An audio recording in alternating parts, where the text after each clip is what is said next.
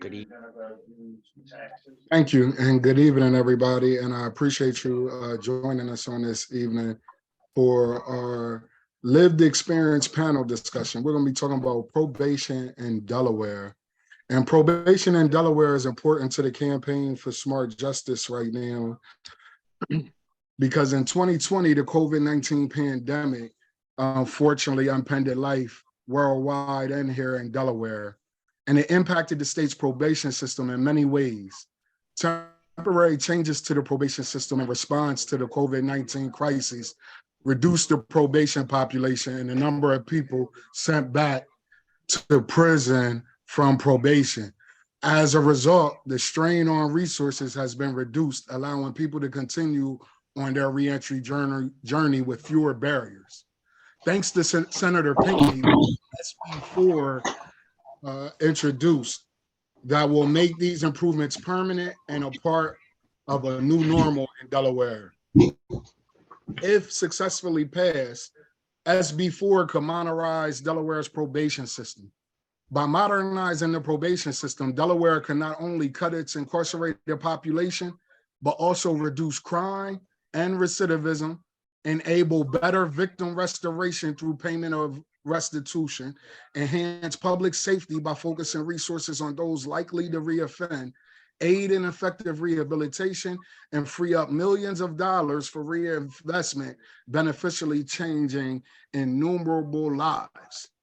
Today, we are going to hear from our panelists who are going to share their real life experiences about probation, and you will be able to hear directly from them how they think that these suggested changes with SB4 would benefit Delaware's probation system. So I'm gonna give each panelist an opportunity to introduce themselves. You get about 3 minutes to introduce yourself and say anything that you want to say about your lived experience with probation and how you feel as though these changes will help. And we're going to start with Mr. Tylee Nichols. Good evening. You put me right on the spot. No warm up, no nothing. Good evening to everybody. So my name is Tylee Nichols. I am a former incarceration. Went to prison as a teenager. Came home as a grown man. Did over 20 years inside of the penitentiary. So imagine coming home was like a cultural shock for me. Trying to relearn not just myself and how to live out here because I had never lived out here as an adult prior to incarceration. So it was a major culture shock coming from just growing up inside of prison and then coming home and trying to adapt and grow up out here. One of the first encounters I had with probation was with my supervision in housing because initially I didn't have anywhere to go. So it was either work release was one of the things, but then I didn't have a host. But then once I got to find somebody that would host me out, the next encounter I went was just trying to get my ID and my social security card.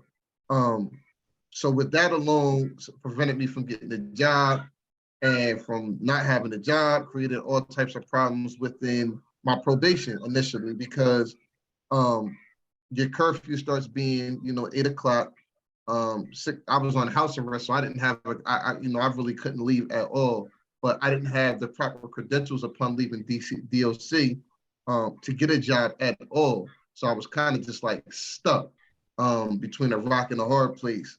And my probation officer at the time was like, yeah, either find a job or you're going back to prison. It wasn't even like really no in between for me. Like it was like, look, figure something out.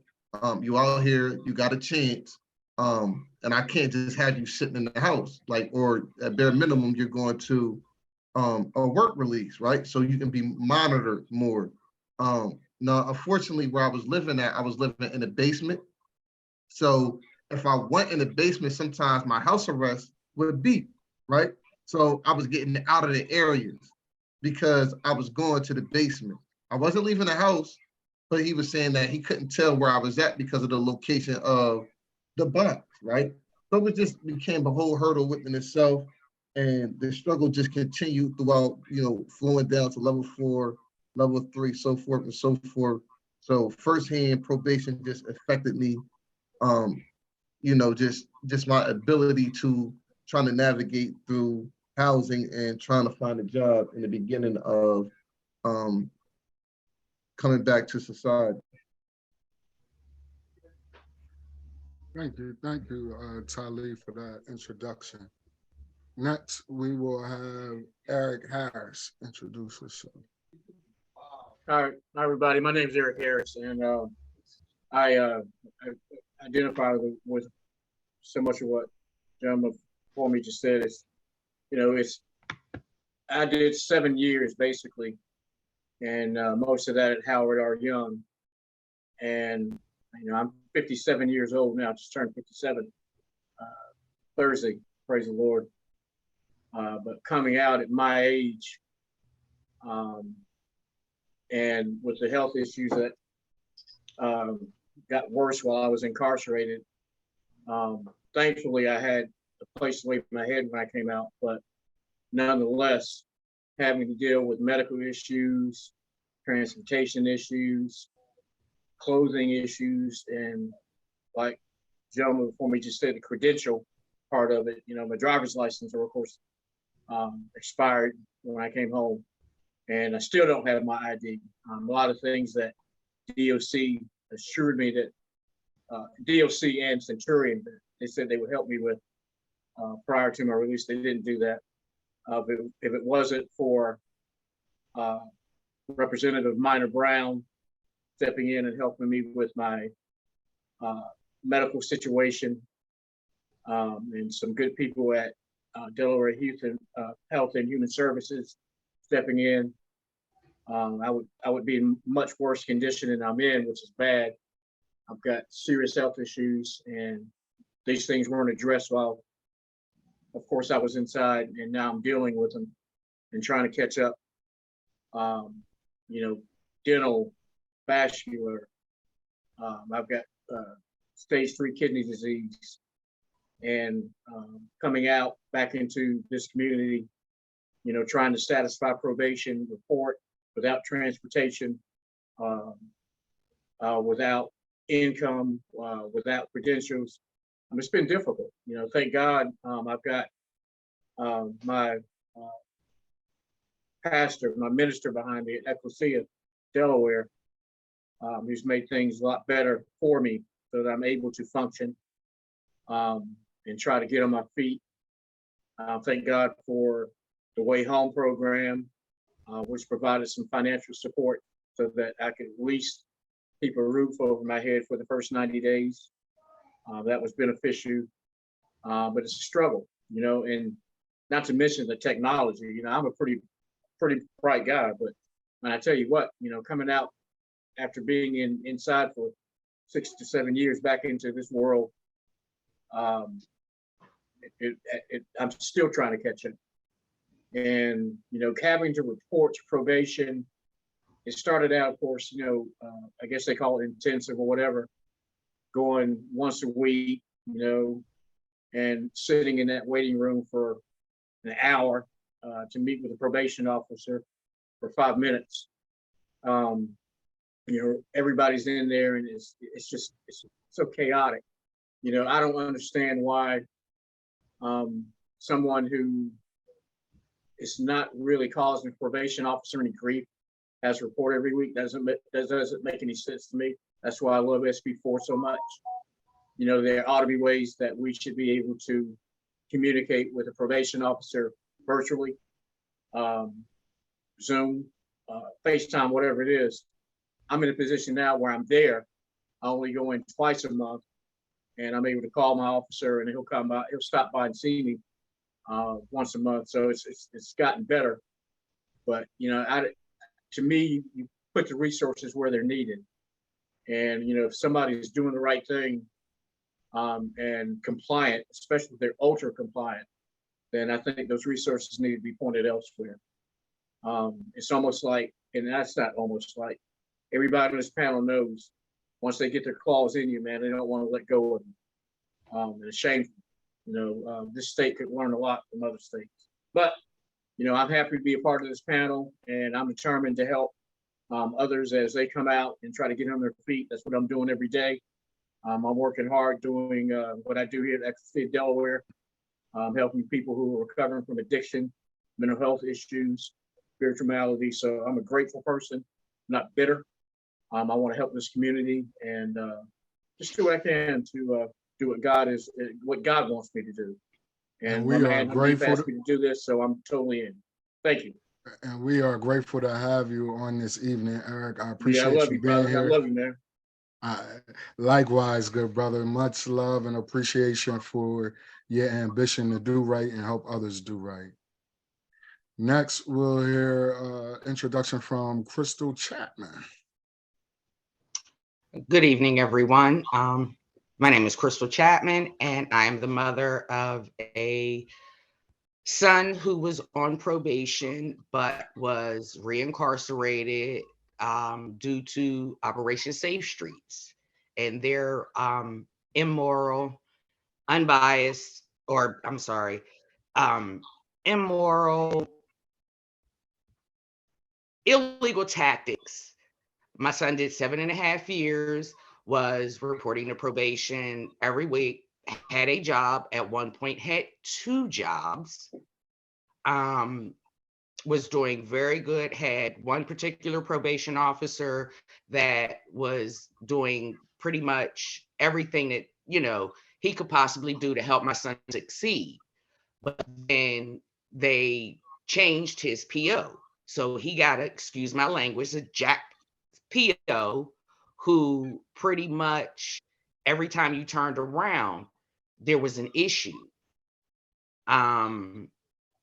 Fortunately enough, he had a boss that understood the dynamics of his probation. But now I'm fighting to, we're getting ready to go to trial in a month or so, and I'm fighting for my son's life.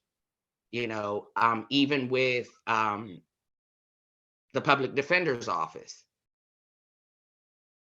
So this is a point to where I'm advocating for my son, as well as those young men and women who are coming home, have done their time, and they just find it necessary to screw them every chance they get.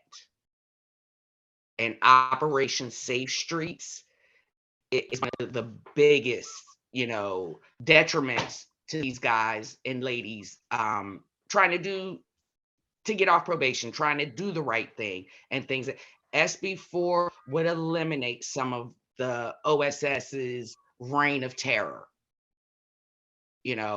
Some people you have on probation for 10 years. You shouldn't be on probation for 10 years if you served your time, paid your restitution. That's ludicrous. There should be more resources. I had the same problem as Eric, trying to get my son's identification when he came home last year. And I literally had to raise my voice and use some expletives to get the counselor, to get her to do her job for DOC. I had to call, records, things of that nature. You shouldn't have to do that. All that should be taken care of within months of you getting out. There should be no reason that Eric still doesn't have an ID. The system has to be changed. It has been flawed since the day it was created. And SB4 would change the dynamic of the probation system. We have some good probation officers, but the majority of them, to what I see at this moment, are there just for a paycheck. They have no compassion, no empathy, and that's all they're there for. And everybody that walks into that building, all they see is your sheet. They don't see the person in front of you. At the end of the day, you are a human being. Thank you. And thank you, Crystal, for being here with us on this evening and being willing to share your personal experiences. I thank all three of you for being so transparent and willing to open up and let us know exactly what you've been through. But now I have a question for any or all of you to answer. I have a couple actually, but the first question that I have is, if you could change anything about the probation system, what would you change? If you could change anything about the probation system, what would you change? And I ask that you try to keep your responses to 3 minutes just so we can give everybody a chance to speak if they want to. Ladies I'll first. take the first. It's always ladies first. First of all, Operation Safe Streets, it needs to be done away with. Operation Safe Streets, the governor's task force, and this and that, because they are playing, they're using their power to disenfranchise people coming home from jail. That's bottom line. Whether you're doing good, they don't see it as you're doing good. All you are is a former inmate. That's all they see. You have some that, like I said, are very good. But yes, those task force need to be done away with. Changes need to be done with the probation. And probation actually needs a complete overhaul. It's not just certain things. It's all complete overhaul. It needs to be beneficial to the former incarcerated. And 94% of the time, it's not. Wow. Wow. Eric, what do you think? If you could change anything about the probation system, what would you change? In a 3-minute description. Yeah, well, listen, I one of the things I was taught, I'm a social services worker by trade, and you have to pick your battles, right? When you're in case management, and to me, the squeaky wheel gets the grease. So if I've got, and look at it, the 30,000-foot view, right? If I've got individuals who have been out on probation for 90 days, 120 days, or 180 days, and let's say that they've got a year of probation, or 2 years of probation, but they've gone that 180 days with no issues, discharge them.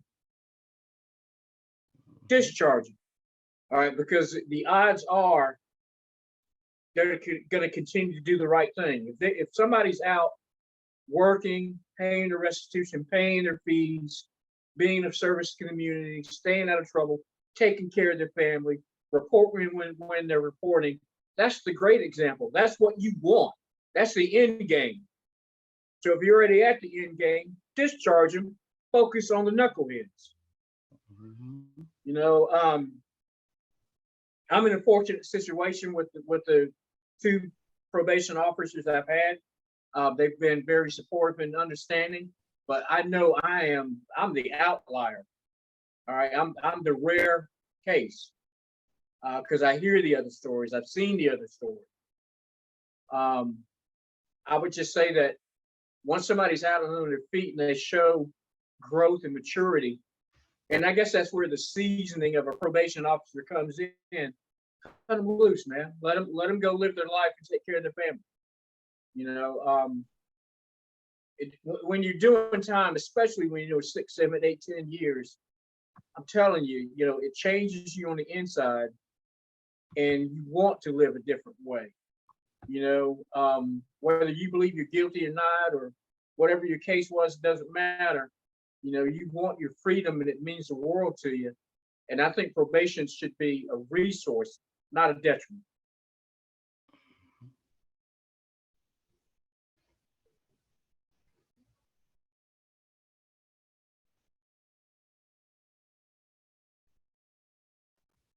You guys there?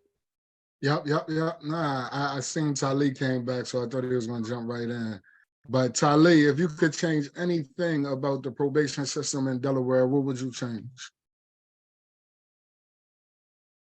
Yeah, so I was thinking about this as y'all was talking, and I actually had this conversation before. So what I would start doing would be, I would try to connect probation officers with guys within their last 30 days of prison, right? And the reason behind that is a lot of time, DOC send guys out there without a parachute. And what happens is, by the time a guy meets his probation for the officer for the first time, they have absolutely no relationship. So the PO has no read of what type of person this guy actually is, right? So everybody don't start on the foot of, I'm gonna give him the opportunity. It's violate first, right? By introducing the PO to the inmate before he's released, inmate can tell him, listen, these are some things that I'm gonna need help with before I'm incarcerated. So in the instance, the CO would be, I mean, not the CO, but the probation officer would be doing his job with connecting it to the resources, whether it be DCJ or other organizations that can help them with some of the needs that they might initially run into, especially the guy that have done over 10 and 15 years of prison. So therefore, a guy's not coming home making his PO, and now he's running into all of the issues that could possibly getting violated. And I know POs say, yo, we're juggling 100 clients already, 50 clients already, but when a guy gets out of prison, he's still gonna get added to his caseload anyway. So my thing is, what would be the issue of starting to connect these guys, find out where they're living at, and saying, okay, you're gonna be at Cherry Lane, or you're gonna be at the one out, what's that, Prices Run, the other probation officers out there on 273, find out which probation officer they're gonna be connected to, and get them an officer upon being released. So an individual, a client will have a real opportunity to address his needs before getting out, and the probation officer will already be on point of to exactly what he may need and things that wouldn't getting violated, opposed to everything that is going to getting violated. Mhm. All right, great. Those are all very, very good points. And I do see the questions that are coming in from our viewers in the chat. Continue to send your questions in, and I'm gonna do my best to get to them. But the next question, and I want to start, well, whoever wants to start. In your experience, has probation been more helpful or more hurtful to your situation? And can you tell us a little bit why you think they have been more helpful or more hurtful to your situation? I'll start. When my son first got out, the probation officer he had was very helpful. If there was an issue as far as he couldn't get to probation at a certain time because of his job, okay, man, just see me. I'll be still at the office at such and such time when you get off. I'll put you to the last of the list. No problem. He gets a new PO. No, you need to be here at such and such time. If you don't, I'm violating you. Anything and everything that his new probation officer could find, to get him jammed up and whatnot, he made that happen. And then having when you're asking, well, man, especially with mental health. Let's get into the mental health aspect of it. My son did 7.5 years.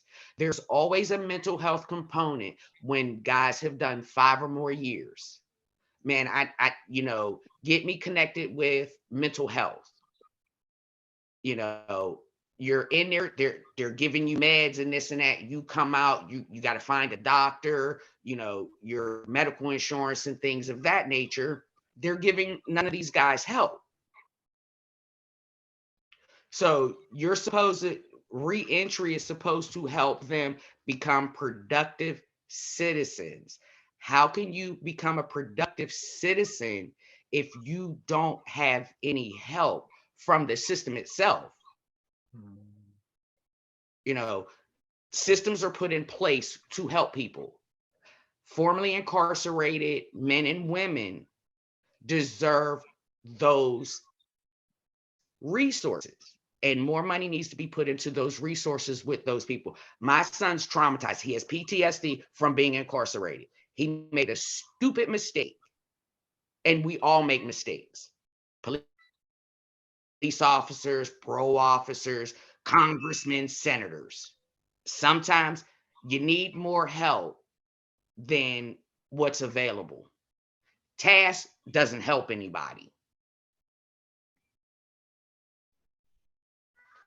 And I'm done.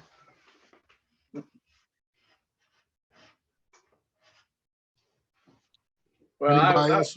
Go ahead. yeah, I would say that in my situation, you know, probation has not been helpful.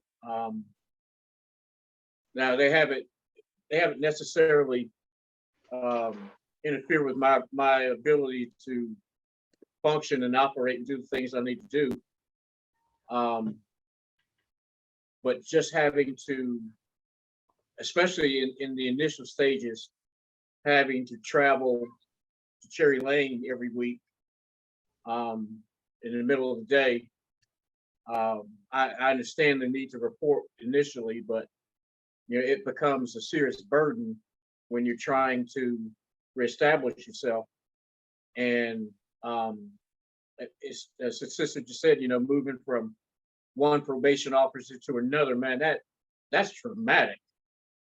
Because you find that you get a rapport with one person, they understand what you're trying to do, and there's a certain, you know, bit of a relationship established there. Then you go in the next week and I'm giving you a soft handoff to the next guy, you know, and then you start all over and you say, well, this is where I was at with this officer. And then the new guy says, well, none of that matters because, you know, you're going to do things my way. And that's traumatic in itself, you know. The continuity is just not there. I think that, again, I think and what I like it said about SB4 is trying to limit probation to 1 year. But even during that 1 year, I think there are the benchmarks that are inside this probation apparatus. When you get to a certain point, they flow you, not just flow you down, flow you off. That's the way it is. I was raised in South Carolina. You get a year of probation down there, and you do 4 months, 5 months with no issues, man, they discharge you. They've got more important things to do. You know, this state just wants to hold on to you and watch everything you do. I was looking at, you know, part of the duties of probation, you know, surveillance and all that. Man, come on. You know, the squeaky wheel is going to make noise, give them the grease. The guys are doing the right thing, cut them loose and let them rebuild their lives. I was on a committee with Daryl Chambers and some others at Howard L. Young. We did the print project, and Warden Akinbayo selected me for that. We got the CDL training in the building and all that. And I remember Kathleen Jennings coming in at the beginning of the program when we started the projects. And one of the things she said to me was, your worst mistake shouldn't define your life, right? Prove it. Prove it. Show me that. You don't take something I did 7 years ago, right, and continuously hang it over my head. What am I doing now? Right. What am I doing now? Exactly. I'm teaching classes at a church. I'm ministering. I'm volunteering for other nonprofits. What more do you want me to do? I feel you. I feel you. So as we process that point, because that's heavy, Eric, I feel where you at. And I hope that everybody watching and listening can feel what it's like to be in Eric or somebody like Eric's shoes. And this is why we're advocating so hard for SB4 and probation reform. But as we dive into this Q&A, we have one panelist that was able to join us. I'm so glad that he was able to be able to log in and join us. Good brother Dawood, could you go ahead and just introduce yourself to people, tell them who you are, tell them a little bit about your experience with probation, and yeah, let's just start there. 3 minutes, good brother. And unmute yourself. Take yourself off mute, good brother. You got your, we can't hear you. You're on mute. There Am I you go. on in there? There you go, good brother. Okay, I finally got through, man. You know, how's everybody doing? Hey, baby boy. Yeah, it's good to hear Hey, you. Good to see Dawood. you.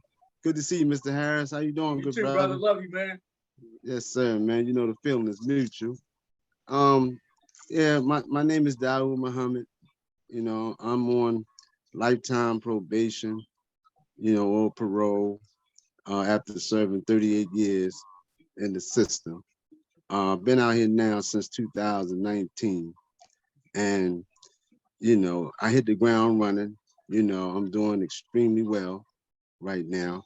Of course, I'm part of my man Hanif, Smart Justice Ambassador organization under ACLU, and I'm proud to be a part of that. But moving right along, as far as my take on parole and probation, indeed, it definitely needs to be reformed. You know, like Mr. Harris stated earlier, I heard you too, brother, and you spoke well. You know, you made some, you know, some real valid points. And I just want to say that you know, probation and parole definitely is necessary for brothers to make a successful transition out here, you know, in society. However, it should be a stipulation where after you do so well on probation or parole, then they should release you. You know, you should be detached from the system, especially guys like myself after serving a substantial amount of time, you know, in prison. So, you know, it's a twofold situation. You know, it's good in one sense, you know, for us ex-offenders, but then, you know, it's a negative there too when they try to hold on to us, you know, for years. So in support of SB4, I think I'm saying that right, brother Hanif, SB4 bill that's being introduced. I'm with it. You know, I'm 100% committed to you know, to the purpose of SB4 bill to be passed. You know what I mean, to benefit everybody. You know, that's on probation or parole. You say 3 minutes, Hanif. I think that's give or take 2 to 3. I mean, yeah. But I hope my point was made, you know, clear. You know, of course, there's much more to be said, but you know, if I'm given that opportunity, I go ahead and I'll shoot both birds. I'll let it go. You know, given that opportunity. Yeah. We got more time. That was a good intro, and we're gonna get into some other things. I had a couple more questions, but I wanted to stop and address some questions for the audience. I see there was a question. It's a two-part question. It was, what are the civil liberties of individuals who have served their time, right? And generally, people who are no longer under any court supervision, i.e. probation or things like that, have the same civil rights as other people. There are some exceptions, and it depends on the state. But here in Delaware, for instance, individual is entitled to vote once they get off probation, but there are many collateral consequences that follow that may not be a violation of a civil liberty, but what our legal team would always say is it just definitely depends. But in a general sense, once a person is done off of probation, they should have the same civil liberties as everyone else. outside of the collateral consequences that come along with like potentially getting a job or getting housing or things of that nature. And the second part of that question was, what is the monetary incentive for the state to continue the probation system? And I'm not going to dive deep, but what we want to do with SB4, because there's language in SB4 to ensure that there are resources for services for individuals when they come home. Like we hear Crystal and Eric talking about the inability to get an ID once they came home, right? We know of individuals struggles with obtaining housing and employment when they come home. We know that we have many individuals on probation who suffer from substance abuse and the disease of addiction, right?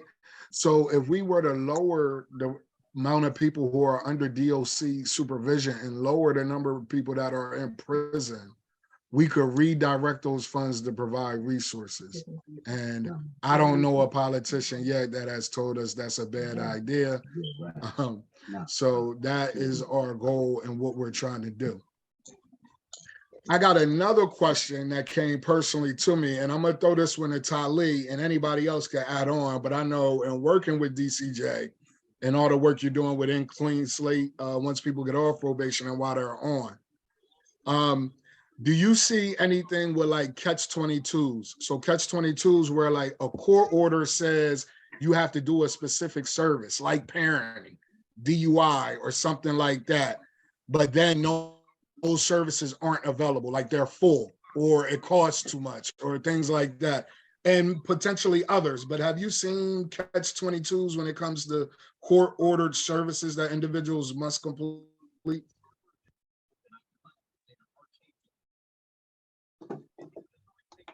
You double hit it, bro. Hit the mute again. I think you hit it twice. There you go. Okay. Of course I've heard of it, you know, throughout time, just being incarcerated, being on probation, hearing people's stories. As of late, I haven't been currently dealing with individuals with those particular problems, because the ones that I encounter are usually out of the system completely. And they're just trying to get, you know, a clean shot at a second chance. And I heard somebody say this earlier, and one of the things that a second chances is, it shouldn't be a life sentence. The double standard in how they play them type of games of, one of my friends had asked me about 6 or 7 months ago. He said he was actually in trouble for child support, right? So they said, well, what you just said, go take a parenting class. But he couldn't take any parenting class. It was a parenting class by a particular, I can't remember the name of the organization, but he had to take it for that particular organization. Long story short, they wasn't starting the class. It wasn't that they didn't have openings. They had no intentions of starting the class at the moment because they didn't have enough people inside of the class. So what ended up happening is he actually went back to jail for 90 days over that, right? He went back to jail for 90 days. Now his thing was, he was paying child support, but he had so much in arrears that he couldn't catch up, right? So just something silly like that is like not a reason to send a person back to jail.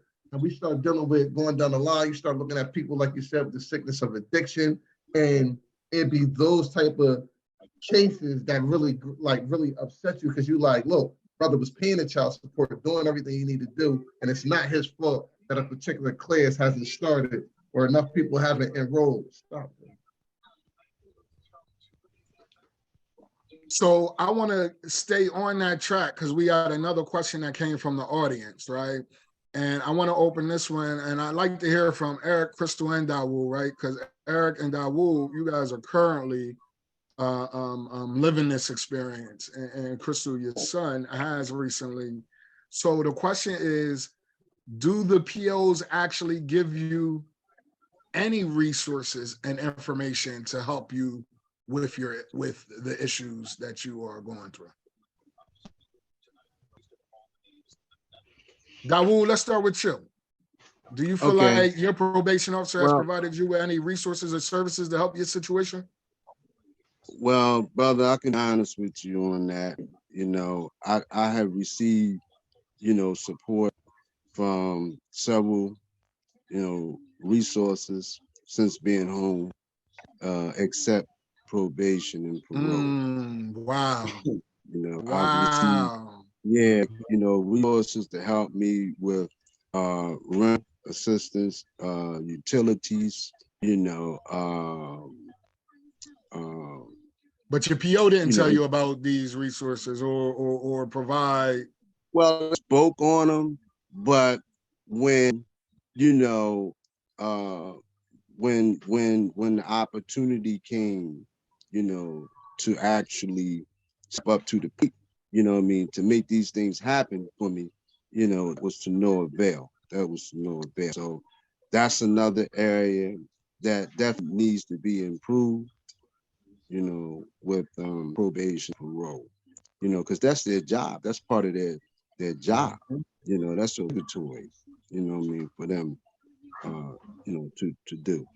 So Sure. again, to be honest, I've been out now since 2019, and I can't really say that probation and parole have been a part of, you know, that aspect of my transition.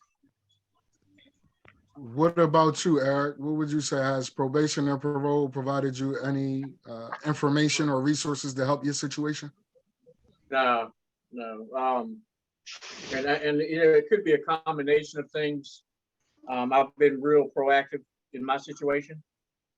I decided that um, the best thing for me to do would be to address my personal needs while also focusing on doing some good in the community.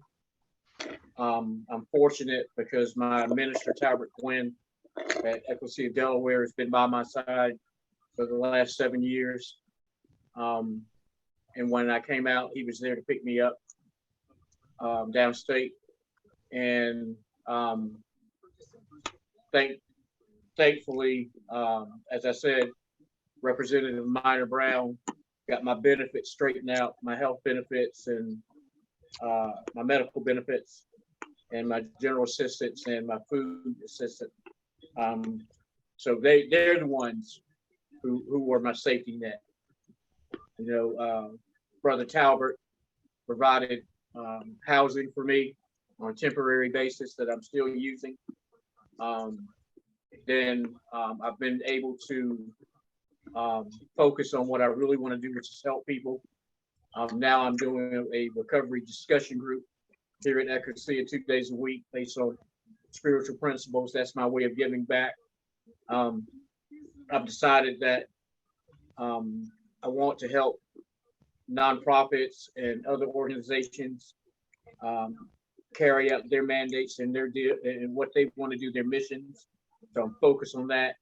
So I'm acting as a consultant, mostly unpaid, so far unpaid, but I'm not worried about that because, the Lord's going to provide for me. I just need to do the right thing. But probation and basically I go in 2 days a month and I say hi to my probation officer. He says, anything to report? I say no. Any changes? I say no, and I'm out the door. Understood. That's how it usually works. Yeah, that's how it works. So no, they haven't been any services or any help provided, but I'm not going to sit around and wait for that either. I can dig it, as you should, and you're connected with many good people, including myself. So we are all here and have your best interests at heart. And I thank you for that, brother. Crystal, is it about the same for you and your experiences with your son? I mean, or did the PO ever provide resources and information to help? First PO was very, okay, you give him information, or if he would ask. Once the POs changed, his new PO was like, that's not my problem. In my son's situation, he never had a problem with housing. He got mama. He always had a place to come home to. He was provided with vehicles and this and that. But as far as his mental health and things of that nature, my son would call, or have a conversation with him, his new PO, man, I'm struggling mentally. not physically, mentally. Oh, that's not my problem. So it came to a point to where I started going to probation with my son in his reporting, because he's coming home and he said, he's like, look, Ma, he's like, I'm losing it. I'm not sleeping. I'm not this, I'm not that. And at that time, he didn't have medical insurance to even go and be seen, or even, because at that time it was right after the pandemic. You know, nobody was accepting new patients and things of that nature. But if you're telling your PO that, okay, I need your help to get to where I need to be, you know, but he wasn't getting that. Yeah, that's So if unfortunate. this is your job, because anybody else's job, if we're not performing the services that we are being paid to do, then we would lose our job. Mhm. And that's why we are advocating for SB4, because SB4 will provide and ensure that there are resources for individuals on probation after being released from prison. It will ensure that it's customizable terms of probation to meet the needs of individuals. And more importantly, we want to change the culture of probation.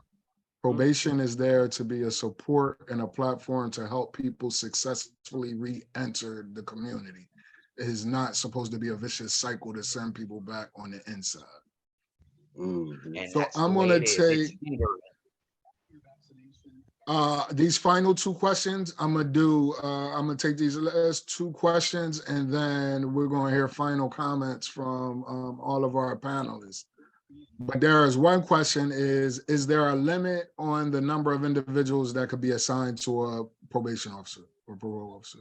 And to my knowledge, no. Most probation officers complain of large and oversized caseloads.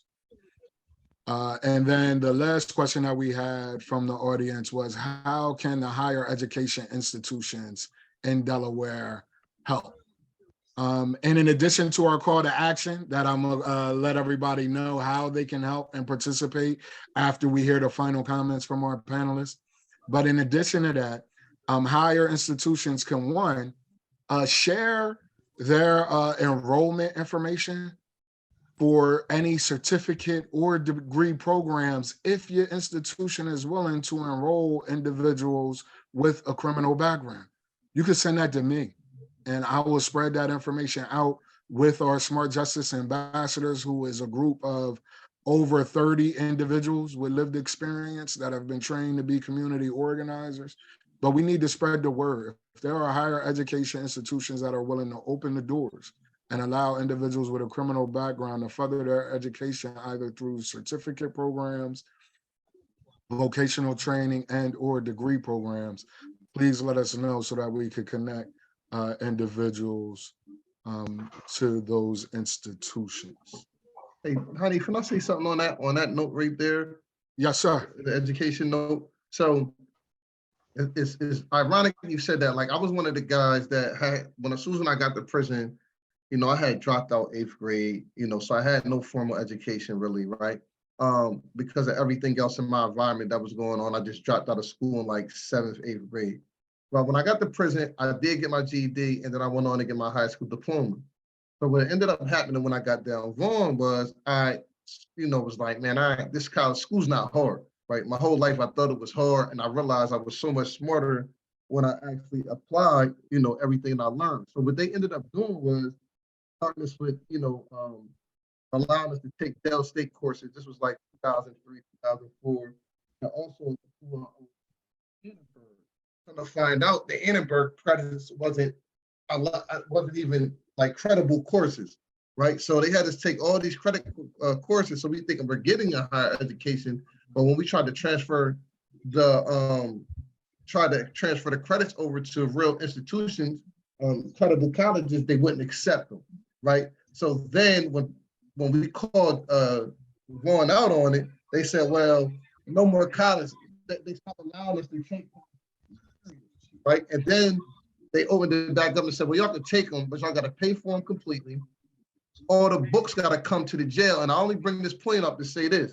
They said the books had to come to the prison. But then here's that catch-22, and it's crazy you thought about that, it just hit me.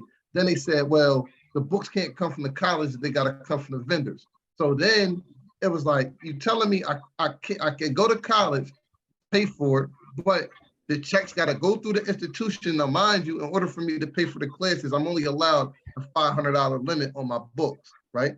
So I can't pay for the college through the institute. And I can't buy my books. Now, we all know college books are expensive, thousands of dollars.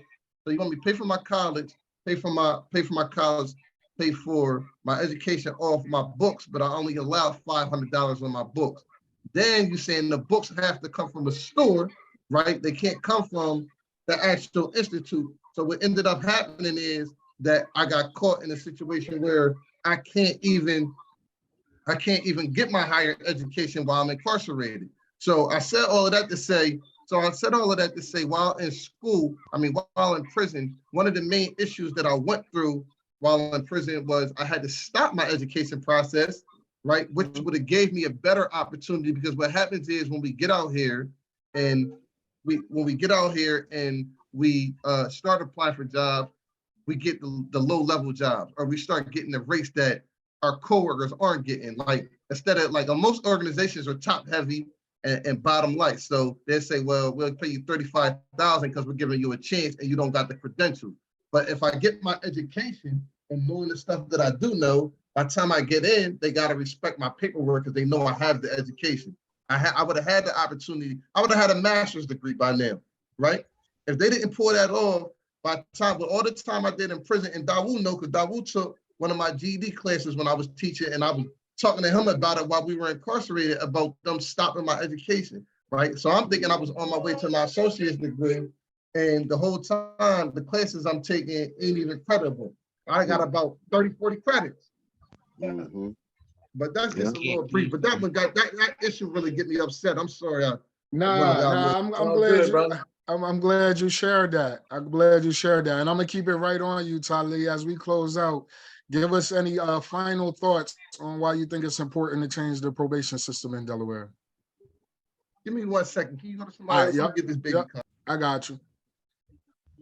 Final thoughts on why we should change Delaware's probation system.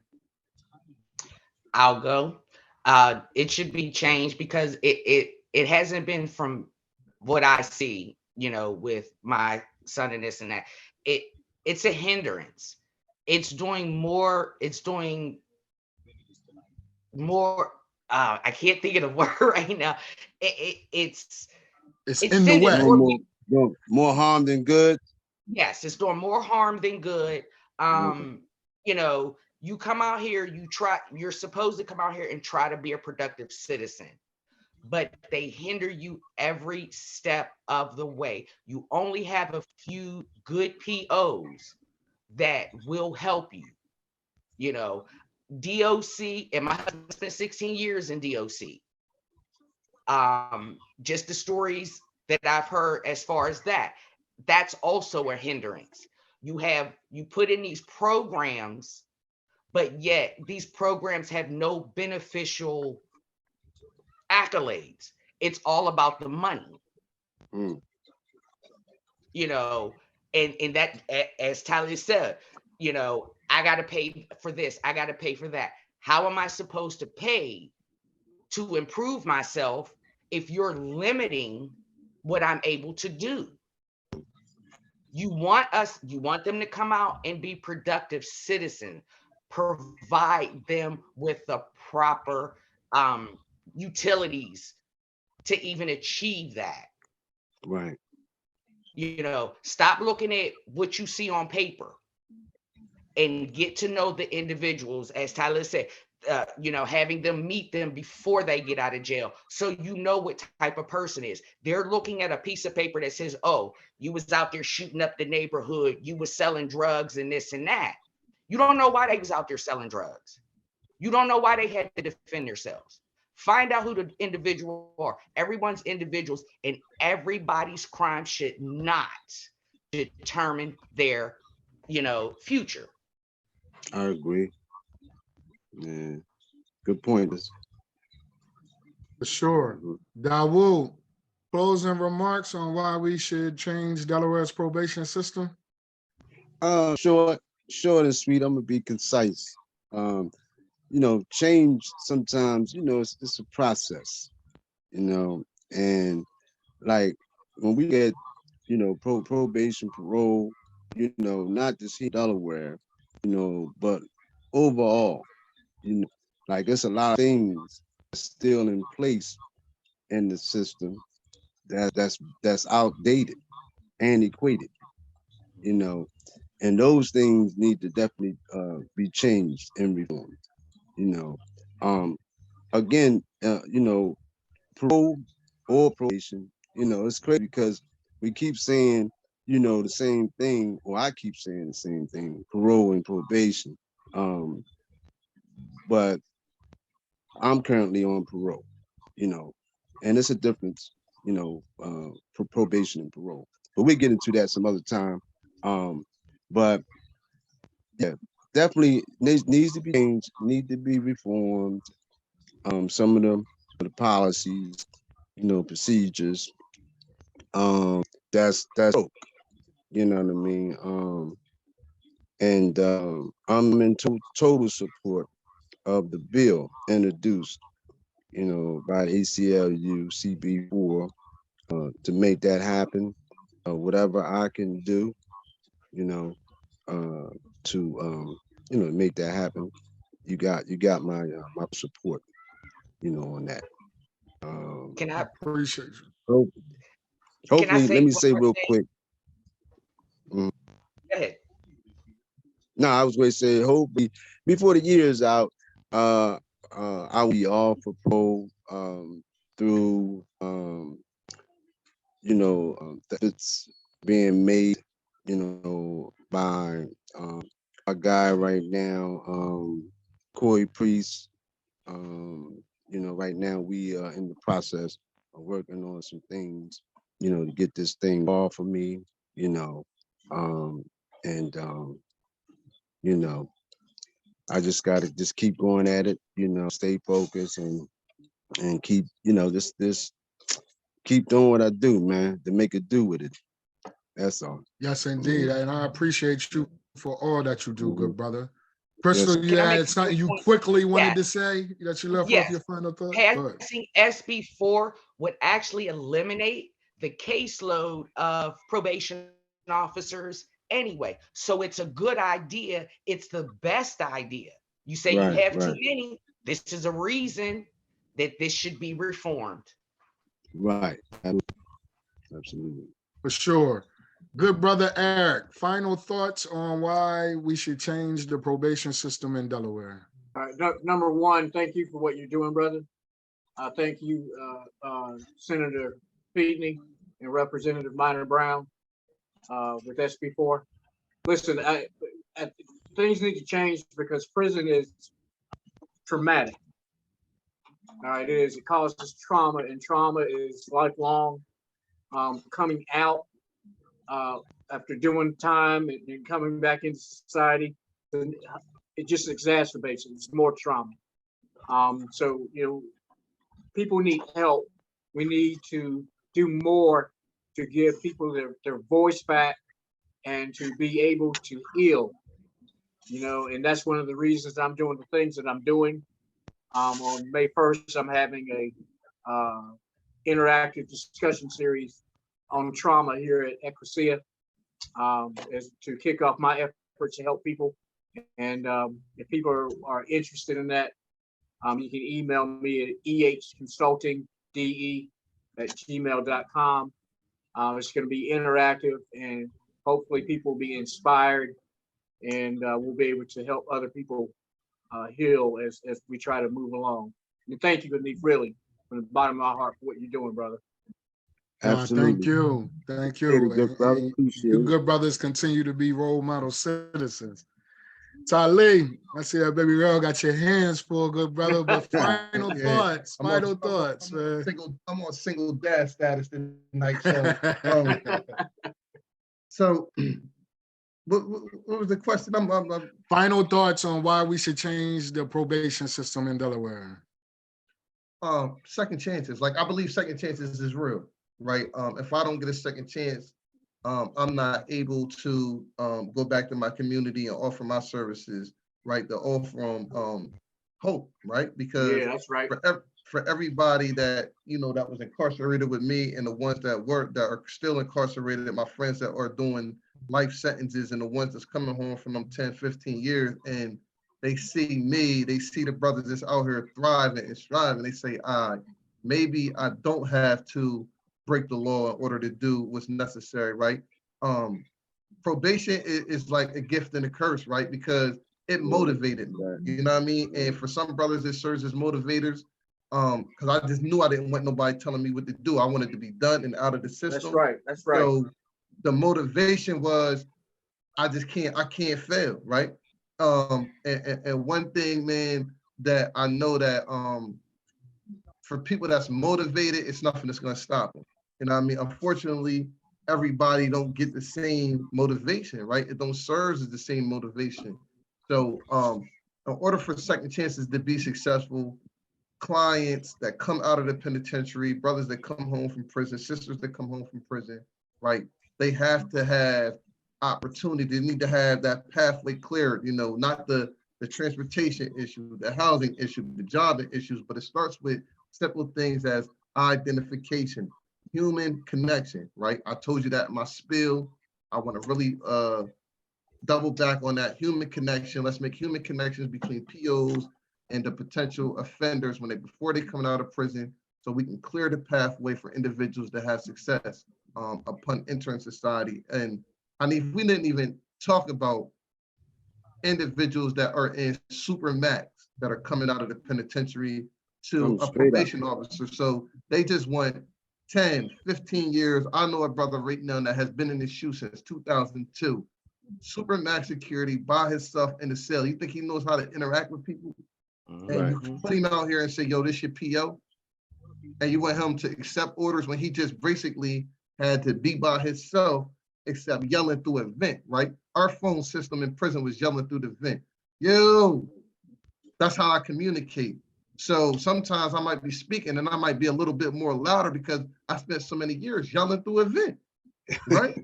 So it's not normal, but people say, you know what I mean? You know, a probation officer might not understand that. My coworkers may not understand that.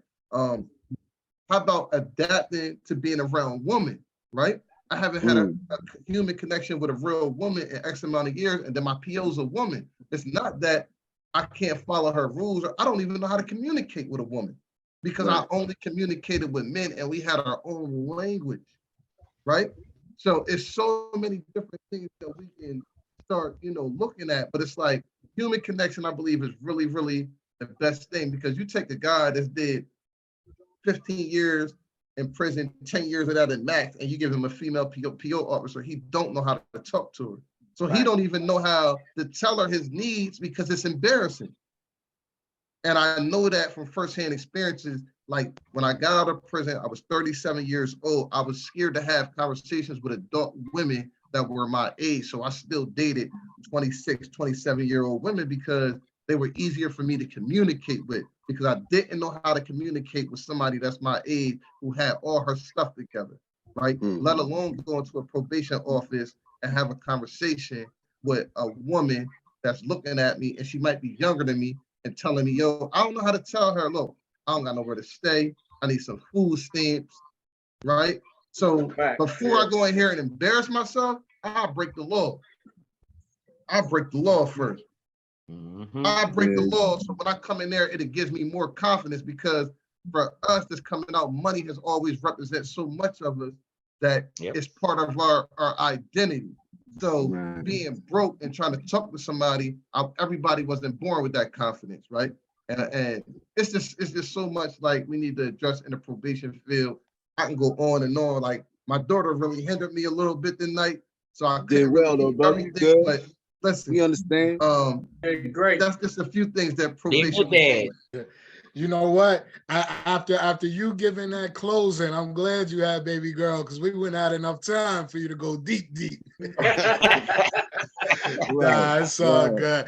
That's why I invited Tali. And in closing, what I want everybody to keep in mind, right, is that Tali, Dawu, Eric, myself, we have all been on probation. It's just me and Tali made it off. I made it off a long time ago, but we made it off. You see what I'm saying? And so to me, that proves the point that it's not the individuals on probation that just can't be successful. We just have to set up the resources and the opportunities for them to be successful. And one way we can do that is with the passage of SB4. So you have the links in the chat for everyone that's viewing to be able to get more information about SB4 from the ACLU website. And you can also visit the peoplenotprobation.com website to hear about other individuals with lived experiences on probation, to read the ACLU probation report, which generated the original solutions or suggestions that we see in SB4. And I'm asking everybody that's on to sign our petition to support probation reform in Delaware. Share the link with your networks, your family, your friends. But we need as many people as humanly possible to sign our petition for probation reform.